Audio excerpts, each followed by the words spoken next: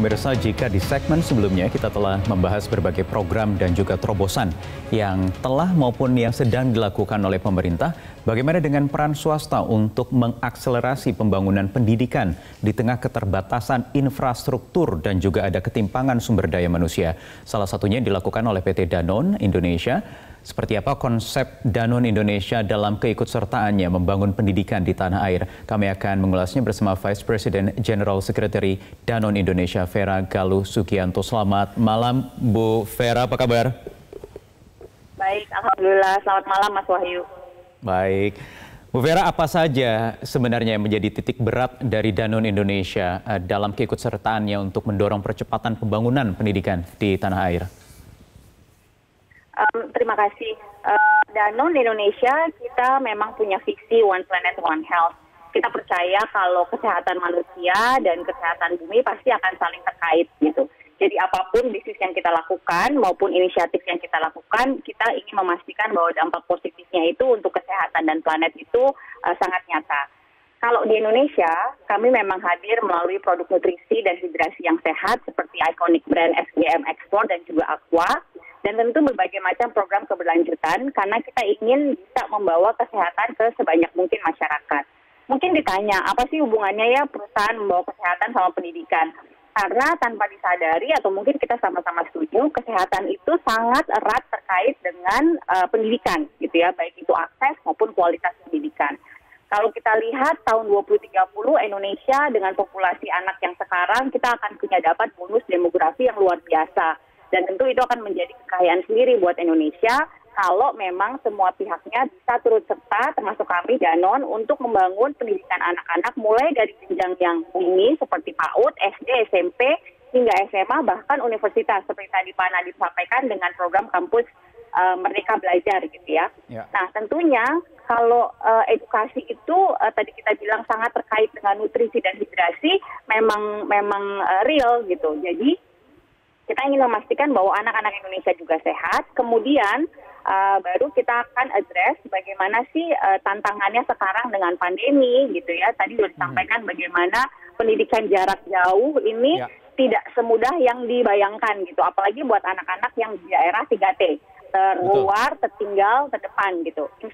Infrastruktur pembangunannya sendiri juga masih terbatas, kemudian bagaimana mereka bisa melakukan daring dan luring juga pasti berbeda setiap wilayah gitu ya. Itu dia kendalanya selama 1 tahun terakhir ini kita soal teknologi yang masih belum merata. Jadi solusinya apa yang diberikan oleh Danone Indonesia?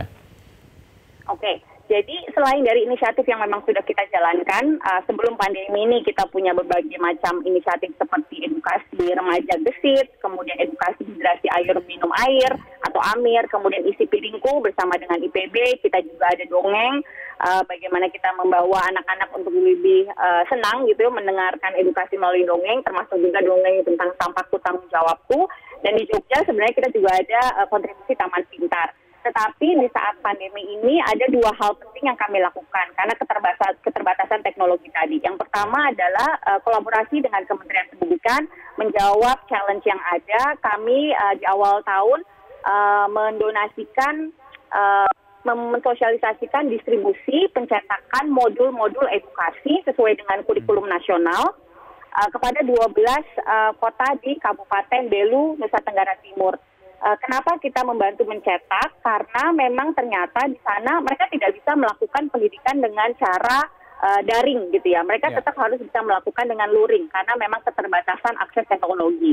Jadi 33.000 lebih modul itu kami cetak dan kami distribusikan kepada anak-anak SD yang membutuhkan di sana.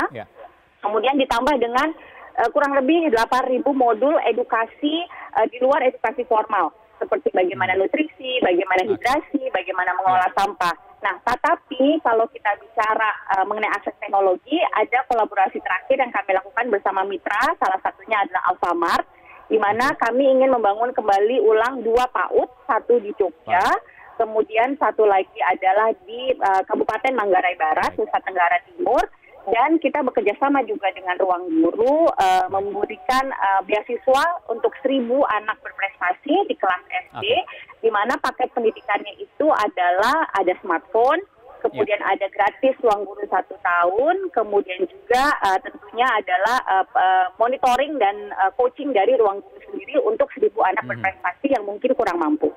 Ya, Bu Vera, ini kan kita tengah berada di era teknologi atau industri 4.0 begitu ya. Generasi didik ini kan juga harus memiliki kecakapan untuk menjawab berbagai kebutuhan zaman saat ini.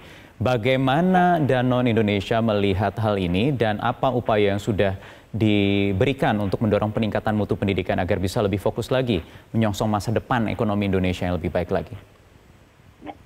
Yang pertama, kita mesti mulai dari basic tadi.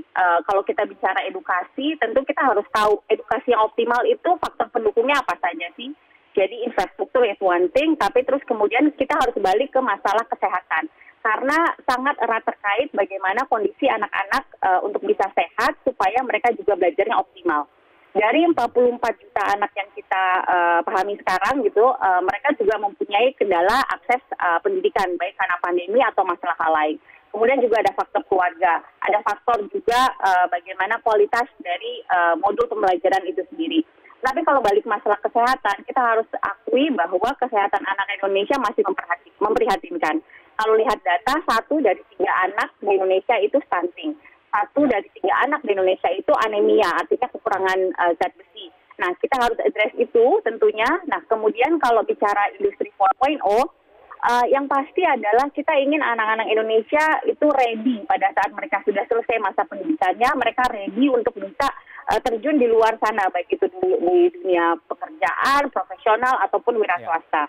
Nah, kalau tadi Mas Dandi menyebutkan kampus Merdeka, kami Danone Indonesia menyambut baik hal itu karena kami ingin sekali anak-anak yang sedang di kuliah gitu ya, semester mungkin 4 dan 5, mereka bisa merasakan kembali langsung bagaimana ilmu yang mereka dapatkan itu dipraktekkan di dunia kerja.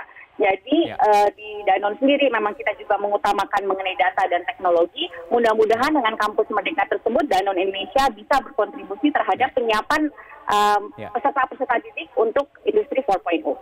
Oke, baik. Data dan juga tadi fondasinya ya adalah kesehatan untuk bisa mencetak generasi-generasi masa depan yang lebih berkualitas lagi. Terima kasih Bu Vera Galus Sugianto, Vice President General Secretary Danone Indonesia sudah bergabung bersama kami.